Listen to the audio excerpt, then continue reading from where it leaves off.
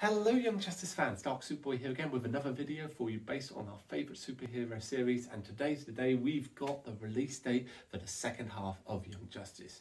Let's begin. We interrupt our program to bring you this important message.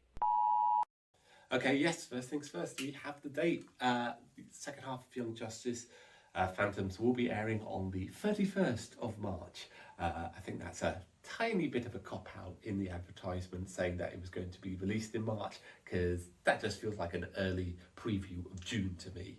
But still happy we've got a date. And we also have promotional art as well.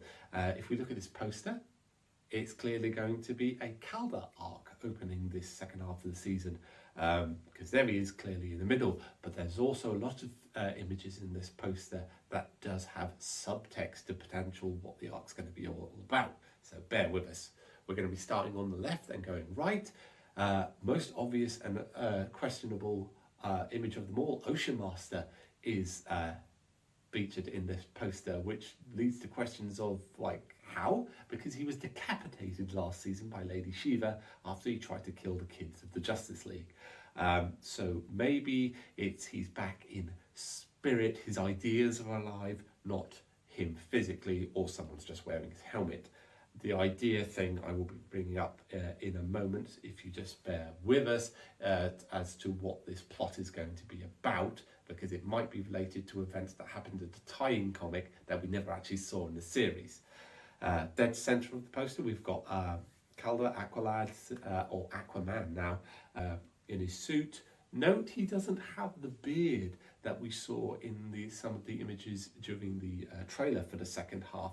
So does that mean he's going to come back in another arc after a time skip, and what's caused him to grow that beard?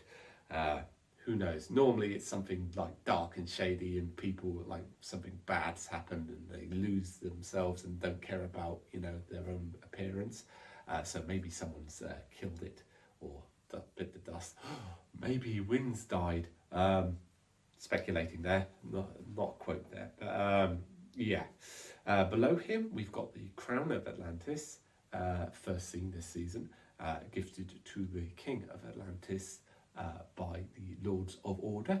And I think what this is going to be is what the Darksaber in Star Wars is to the Mandalorians, as in that whoever has this might believe they have the claim to the throne of Atlantis, because there is a lot of dispute amongst a lot of Atlanteans of whether or not Arthur is worthy of ruling Atlantis, because he is half human.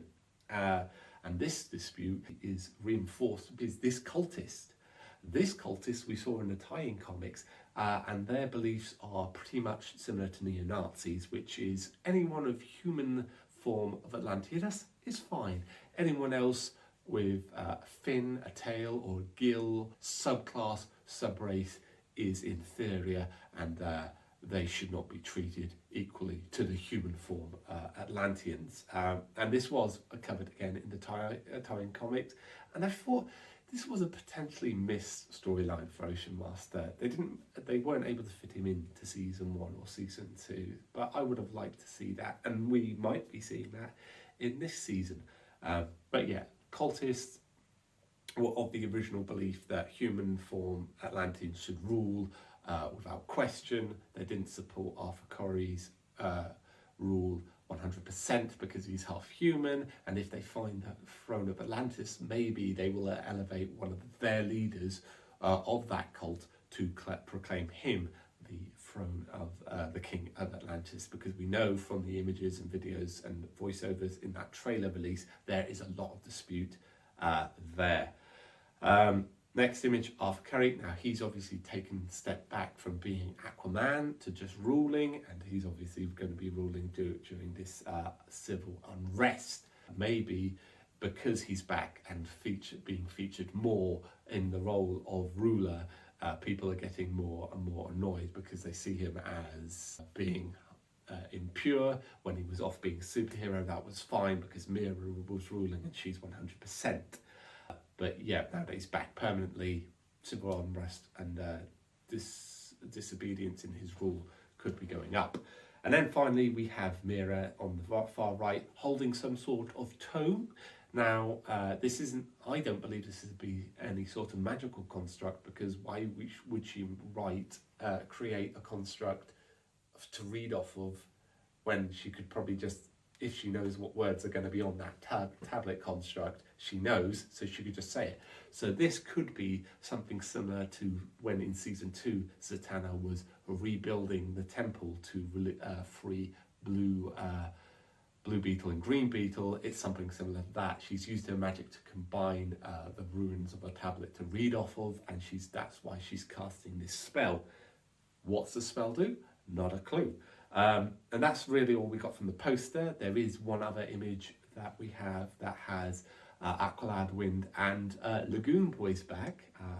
Nice to see him there. He got a lot of backlash for being the rebound guy for Supermartian, and we might get to see what happens there, considering Connor's dead, Megan's in mourning. I don't think he's going to make a move, but I think he might check on to see that Megan's all right, because he did care about her.